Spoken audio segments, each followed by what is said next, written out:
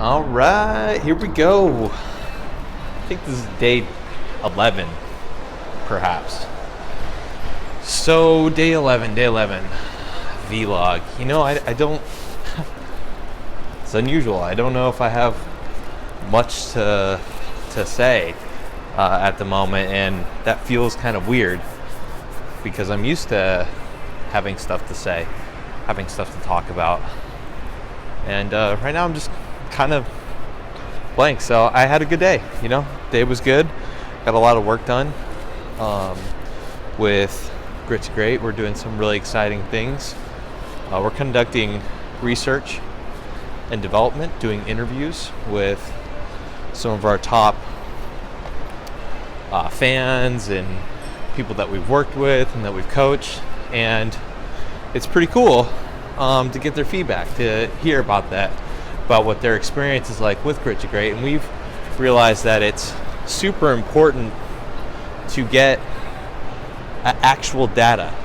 When you look at, or when you read it rather, marketers, particularly the top marketers and particularly some of the biggest brands in the world, they get real data on behavior. They get real data on metrics, because that's what helps anybody. Like, if you don't have data, you don't really have a map. And that's where we're kind of struggling, to be honest, is we don't have a clear, solid map of our client base that we're trying to serve and help. And so that's why we're taking the necessary steps, getting objective feedback, and getting feedback that might not feel so good, which I think is really, really good for growth. Now, I'm not suggesting, we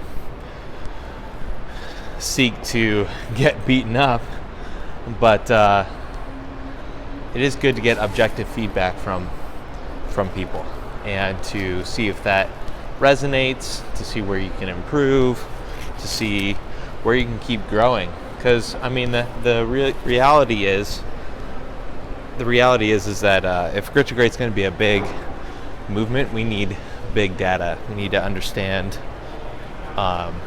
We just need to understand our market better. We need to understand our customers better. We need to understand, more importantly, how we're going to help better. Because listen, if you want to raise the consciousness and self-awareness, people around this planet, that's a pretty tall order, and you're going to really need to understand the psychology that goes into personal development. It's interesting because I've been in personal development for like 15 years. Started with The Alchemist and read a bunch of books and a bunch of workshops. So it's interesting because you think I would know a little bit about that, but I don't think you stop learning. I think you always keep growing. So that's something that I always keep in mind, especially now, is how can Grit to Great grow? How can we get better? And I think it's through data. And I think it's through, quite honestly, failing a lot. Doing shit that sucks is, I think, one of the biggest ways we can grow and get better. Because if we're not failing across the street here. If we're not failing, then we're not growing. And I don't care who you are, when you're first starting something and you've never done it before, it's gonna suck. If you pick up a sport you've never played before, that's gonna suck. If you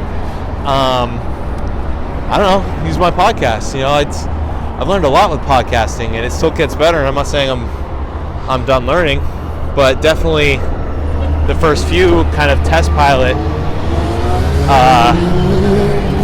podcasts were not the greatest. In fact, I had to go through a round where I redid all the intros and the outros just to make it better. That took a lot of work.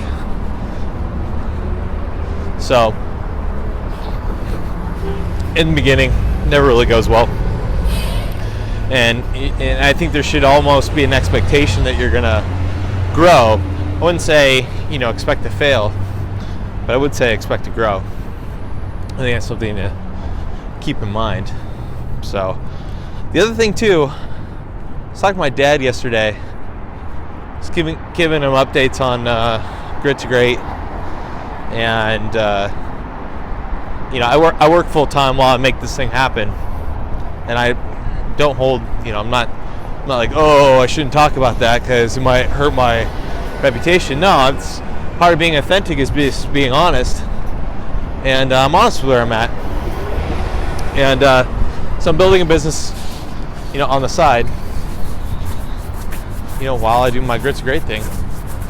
And told my dad what I do on the weekends. I told him I usually put in about 8 to 9 hours on the weekends. And he's like, wow. Mind you, my dad was, a 9 to 5er and golfed on the weekends.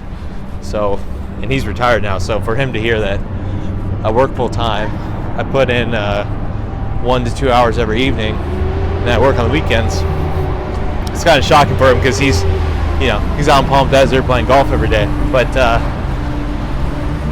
that's what you got to do when you want to build and grow something.